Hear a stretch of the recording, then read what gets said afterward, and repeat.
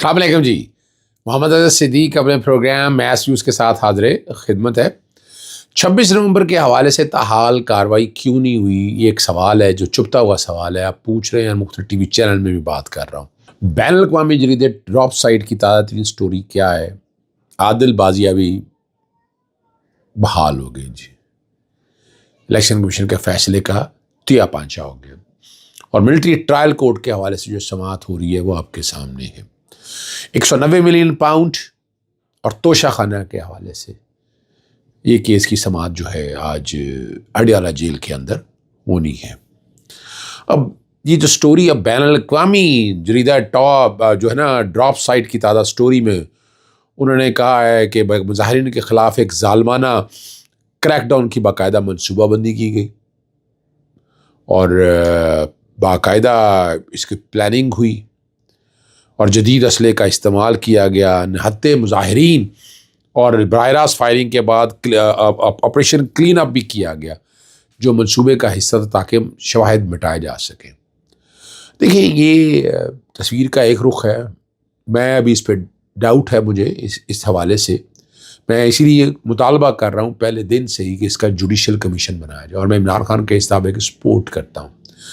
9 مئی کے حوالے سے بھی اور 26 نومبر کے حوالے سے طریقے ہیں سول نافرمانی جو ہے نا وہ اسی بنیاد کی وجہ سے ہے، اسی بنیاد کی وجہ سے ہے کہ آپ یہ کام کر دیں، حرج کوئی نہیں ہے، یعنی سمپل سا میٹر ہے، کوئی بہت بڑا ایشو نہیں ہے، کوئی بہت بڑی راکٹ سائنس نہیں ہے، چھوٹا سا معاملہ ہے، اس چھوٹے سے معاملے کو تاکہ ڈاؤٹس نہ رہیں اور ریالٹی بیس چیزیں ساری ہو جائیں تاکہ ہم آگے ہی طرف چلیں۔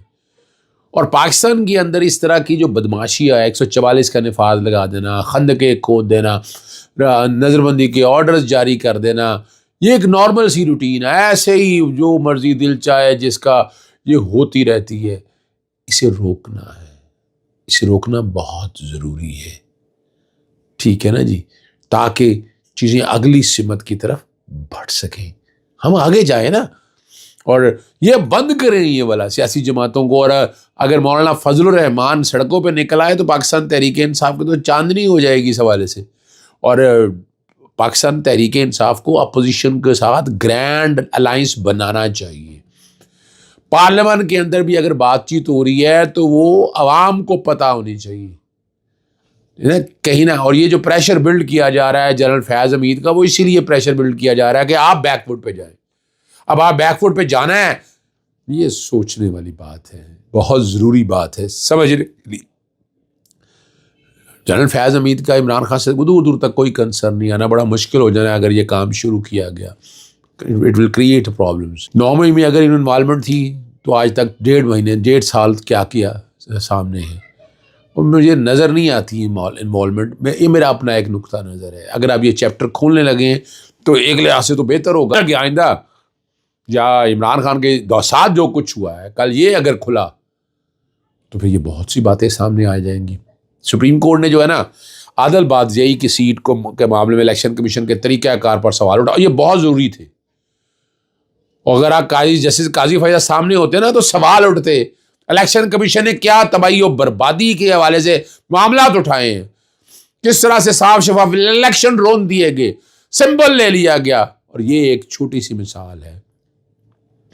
اور جسٹس قاضی فائز سے یقیناً سابقہ ریٹائرڈ ایکس شرمندہ ضرور ہوں گے یہ سارا کچھ دیکھ کے، کبھی تو ضمیر ملامت کرے گا، کبھی تو قوم سے معافی وہ مانگیں گے، پر میں توقع کرتا ہوں وہ قوم سے معافی ضرور مانگیں گے۔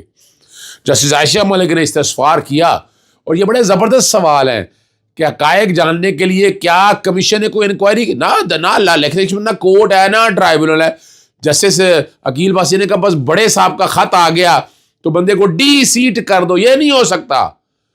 جسٹس منصور علی شاہ نے کہا بیانیہ تو سخت ہونا چاہیے تھا، اور جسٹس عائشہ ملک نے ڈی جی لا جو ہے نا، اور بہت رول ہے ان کا تباہی و بربادی میں، یہ ساری یار مقابلہ۔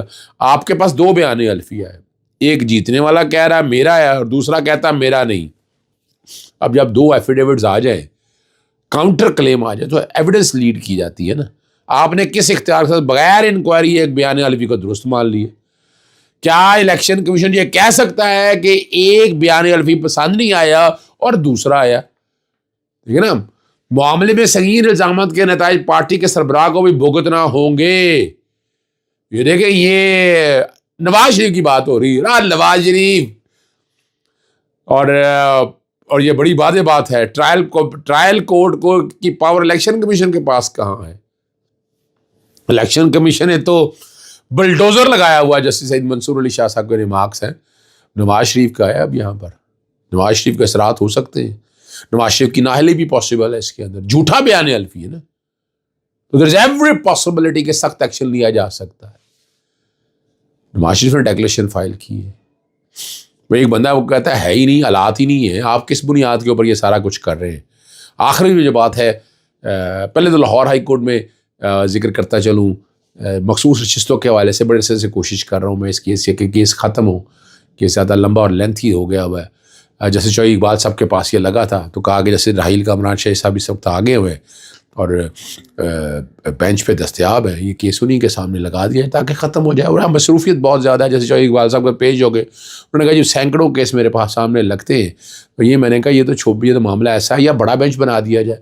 بہرحال فائل جو ہے مخصوص نشستوں کی ایک تو سپریم کورٹ کے فیصلے پہ عمل درآمد ہے، دوسرا مخصوص نشستوں کا جو قانون ہے اس کو کالعدم قرار دینے کے حوالے سے یہ درخواست ہے لاہور ہائی کورٹ کے پاس پینڈنگ ہے. آخر میں جو ہے فوجی سیویلین ٹرائل سے متعلق جو ہے نا انٹرا کورٹ اپیل، جسٹس مسرت ہلالی صاحبہ نے پوچھا کہ ملٹری کورٹ کے زیر حراست افراد کی ایف آئی آر کی نقول نہیں دی گئی. جیسے جمال منظور ہر شخص جو عام فورس میں نہیں ہے اس کے ڈسپلن کیسے نہیں کیا سکتا ہے.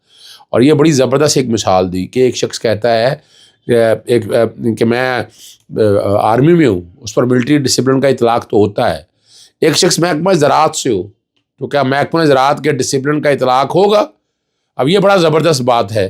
اگر کوئی شخص کسی محکمہ میں سرے سے نہیں ہے، اس پر آرمی فورس کے ڈسپلن کا اطلاق کیسے ہوگا؟ کیا غیر متعلقہ شخص کو ڈسپلن کی چلانا آرٹیکل 8 کی خلاف ورزی نہیں؟ بالکل خلاف ورزی ہے. یہ میں آپ کے سامنے بتا دیتا ہوں. ٹھیک ہے نا جی، یہ بالکل خلاف ورزی ہے. یعنی آپ آرمی ایکٹ جو ہے نا وہ ڈسپلن فورس کے حوالے سے بات ہے، اور وہی انہی کے کانٹیکس میں ہے. اگر اس سے باہر سے آپ کیسے لا سکتے ہیں آرمی ایکٹ کے تحت؟ یہ بڑا ایک اہم سوال ہے. عدالتیں بنی ہیں، عدالتوں میں ٹرائل جائیں، ایویڈنس لیڈ کریں، ایویڈنس لیڈ ہو، اس کے بعد دیکھا جائے کہ جناب یہ اس کے تحت بھی بنتا ہے. لیکن آپ تو اب خالی اٹھا کر لے آئے نا وہاں سے، کسٹڈی دے دیں، بس دیٹس آل. توشہ خانہ کیس بڑا اہم تھا، ضمانت منسوخی کی درخواست تھی یہ اسلام آباد ہائی کورٹ کے سامنے بشرا بی بی کی. ایف آئی کی درخواست نپٹا دی ہے. اگر عدالت ضمانت دیتی ہے تو ملزم اگر پیش نہ ہو تو ٹرائل کورٹ ضمانت کینسل کر سکتا ہے. یہ ہائی کورٹ ہے کہ آرڈرز ہیں، توہین عدالت نہیں ہوگی، جیسے میاں گل حسن اورنگزیب نے کہا ہے. تو بشرا بی بی صاحب آپ دیکھیں نا، بڑی سیدھی سی بات ہے، کیا زیادتی اور کیا ظلم ہو رہا تھا. کوئی زبردست جان بوجھ کے تو نہیں غیر حاضر ہو رہی تھی. لیکن ایک بات بڑی کلیئرٹی کے ساتھ آ گئی، اگر آپ نے ضمانت منسوخ کرانا، یعنی ایف آئی اے دیکھیں، اب ایف آئی اے ذاتی گرج کے طور پر، یعنی نیب اپنے ذاتی، پولیس ذاتی، یعنی یہاں سارے، یعنی پولیٹیکل انجینئرنگ پہ یہ سارے لگے. عدالت کو یہ بھی تو دیکھنا چاہیے تھا نا، اسلام آباد ہائی کورٹ کو یہ بھی دیکھنا چاہیے تھا کہ یہ پولیٹیکل انجینئرنگ ہو رہی ہے. ایف آئی اے کو کیا ایسا مصیبت پڑی ہوئی ہے، ڈے ٹو ڈے ٹرائل چل رہا ہے، بڑی تیزی سے تیا پانچا ہو رہا ہے. یہ ظلم تو سارا چل ہی رہا ہے نا جی. اس ظلم کے خلاف آوازیں تو بلند ہونی ہی ہونی ہے. یاد رکھیے گا، دن دور نہیں ہے عمران خان کے خلاف اور مزید کیسز اب بنانا. کب تک یہ چھان برا بیچتے رہیں گے؟ اجازت چاہتا ہوں. السلام علیکم، اللہ حافظ. پاکستان زندہ باد.